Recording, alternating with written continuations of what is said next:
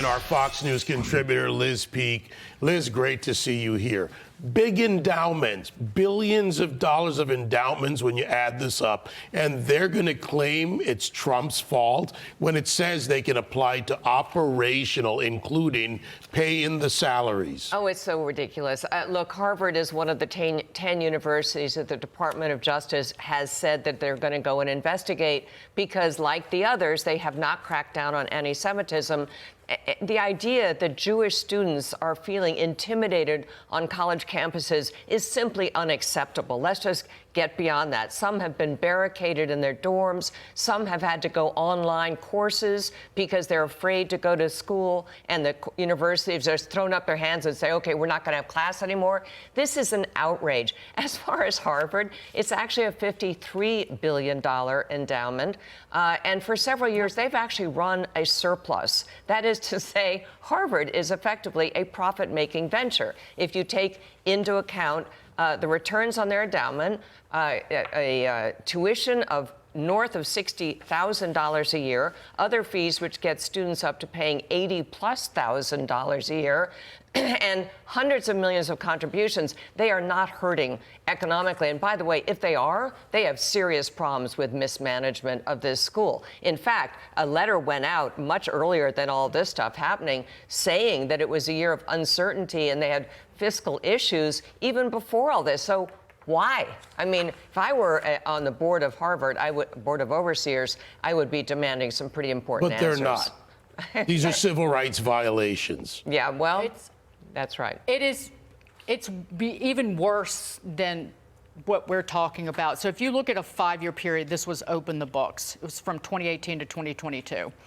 In total, this is the top 10 wealthiest universities, Harvard being number one.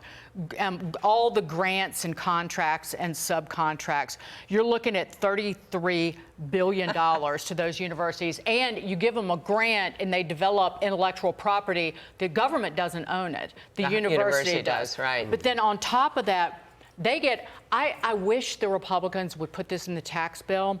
They get a massive tax break on these endowments. So they do not pay 20% capital gains tax levied on wealthy Americans.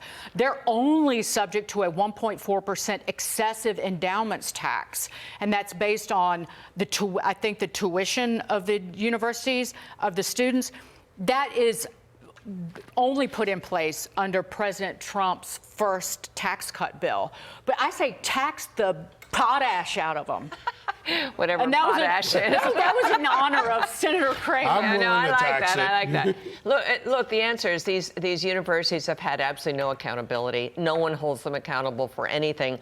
And again, we have to just kind of go back to where all this started. Allowing these demonstrations, allowing their Jewish students to feel in any way like they're second-class citizens or intimidated, is preposterous. So yes, I think it's a great. By the way, Dagan, those numbers of how much the federal government is giving these schools, oftentimes they don't even include Pell Grants and other things like that. Mm-hmm. But I would think when they did the $400 million takeaway from Columbia, everyone in the country must have said, whoa, why are they getting $400 million from the federal government? I imagine most people had no idea that these schools were receiving that kind of money. Right, and don't need it. And don't need it, right? They don't need it at all. So CPB1, the Biden idea, is now CPB home.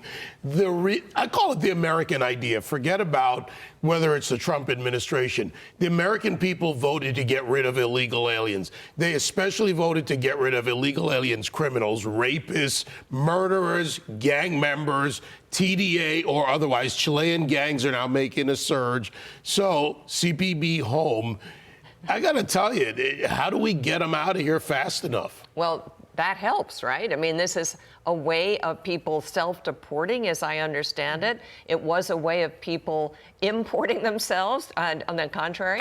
So, yeah, I mean, I think that actually makes a lot of sense. Look, I think the message from the Trump administration is crystal clear. If you are a bad person, you are not welcome here. You are not welcome to come across our border illegally. So automatically that cuts down on the number of people coming into the country, right? So to your point, David, 80% of the country is in favor of deporting illegal criminals.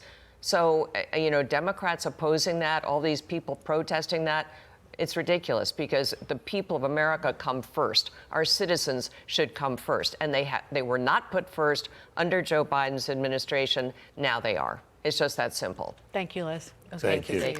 Thanks.